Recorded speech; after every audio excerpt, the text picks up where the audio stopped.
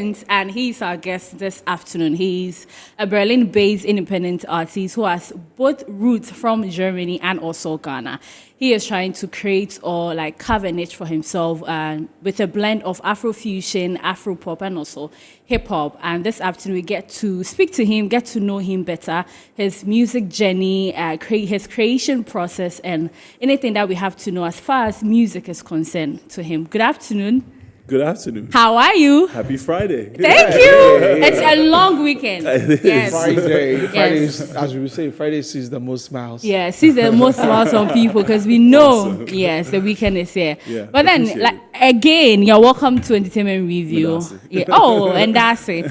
How pure is your tree? Monsieur Kakrebi, sometimes. I know, but he was saying it off. Effortlessly. I thought like. Meaning grammatics, no, but. Okay. Asem Kakrebi. But they did toy Diane, they would to me to. 7% call markets and wow.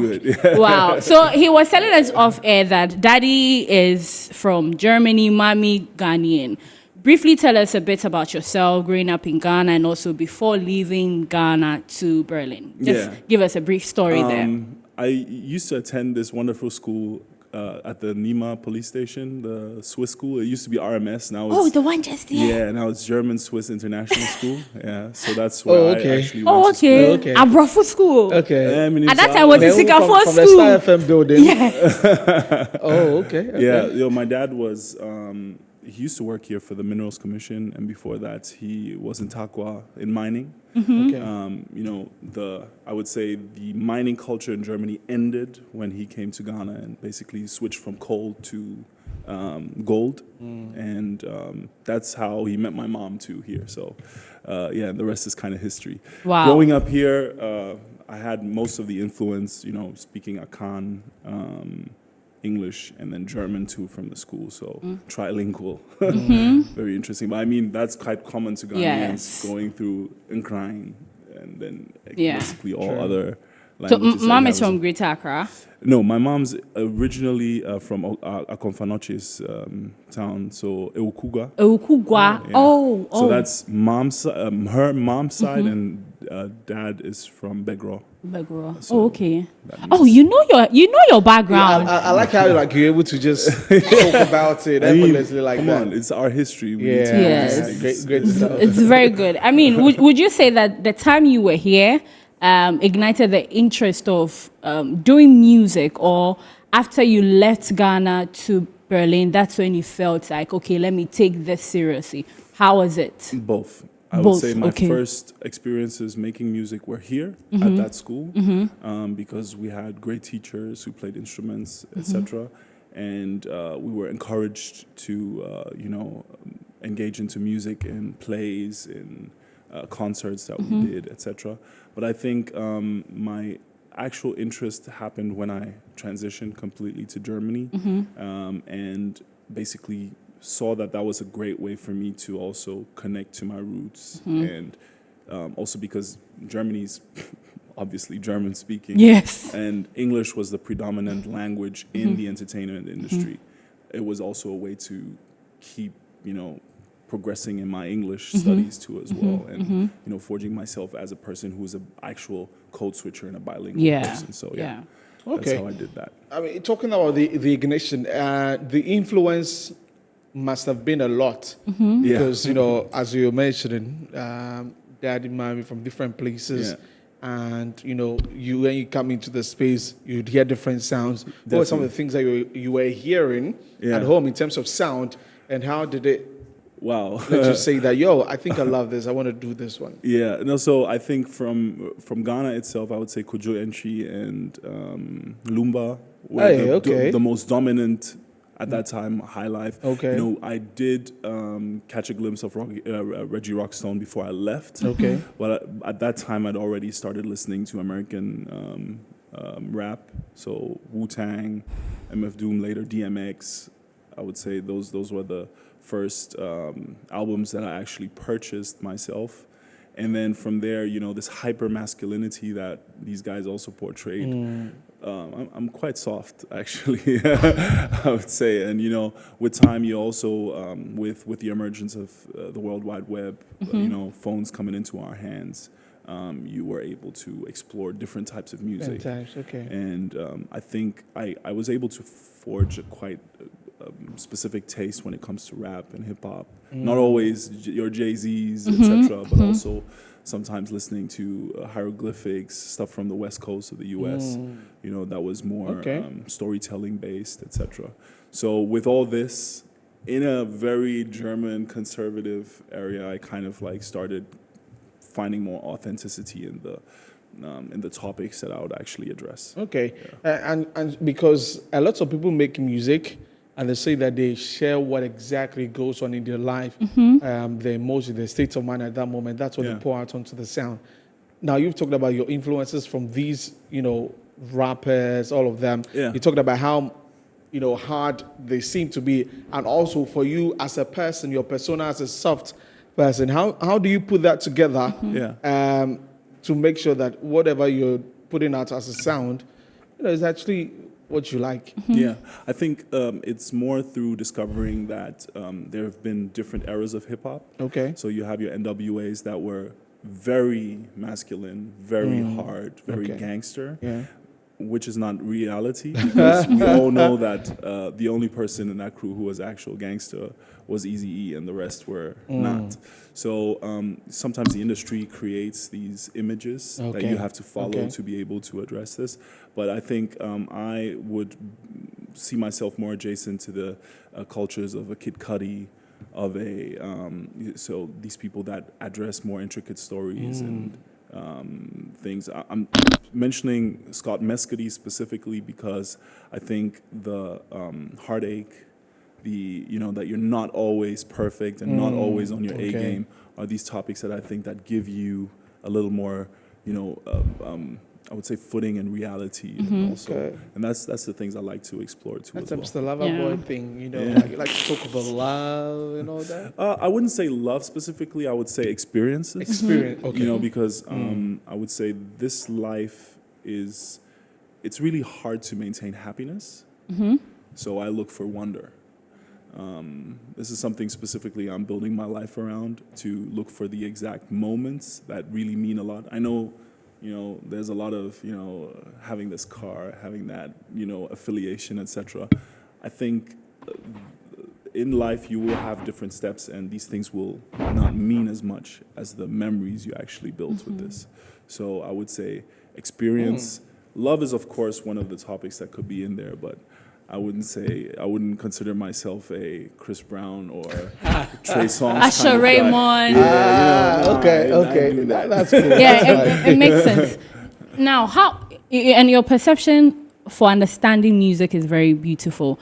Now, with that at the back of your mind, when you are creating music like New Reality, Miss Honolulu, Close, is it Bonafide? Yeah. When you are creating these with that perception and understanding for music, how do you make sure that it transcends and people are able to understand? Because you're trying to reciprocate that understanding into your music for them to get what you're doing it. How is that process like? Make it relatable. Okay. I would always say make it relatable, and don't focus too much on too much details, but more on adding as many senses as possible into your songwriting. So sometimes I'll describe something that might take you on a olfactory journey, or something that you would say, wow, I remember having felt this before, and I can actually relate to what he's saying. Okay. Because I think a lot of artists focus only on seeing, stuff that you can see, but no one, or I would say I focus more on what you can feel. And I think that is more, just gives it more depth in it. I mean, we all enjoy a party. but True. partying 24/7, there are going to be situations where you feel down, and you have to be able to deal with that emotion as well. Yeah. And I think I've gone on a journey, especially through loss. So I lost both of my parents, even though you did a really wonderful intro. So I'm already an orphan in my 30s. And, you know, bouncing back from that, being resilient, etc., just gives you a little more depth than just, you know, the party is 24/7. And, you know, with the way, if you listen to your music, I mean, it has this should I say high tempo or up tempo? Are you a party person? I am. Actually, yes. 24/7. No, that's not possible. No, not like 24/7. But I mean, we'd all be broke if we do that. But you love your music. Yeah, come on. I mean, I've traveled so many cities, and there's always a good party waiting for someone to discover.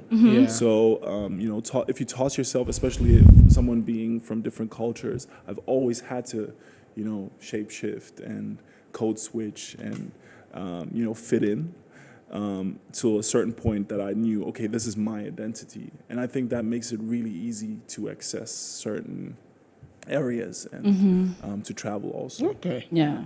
But being in Ghana, people listening to, I mean, the fans listening to your music, like New Reality, is it Trending Water? Is it Treading Water? Treading Water. Yeah. I saw Miss Honolulu is very nice. What's been the reaction?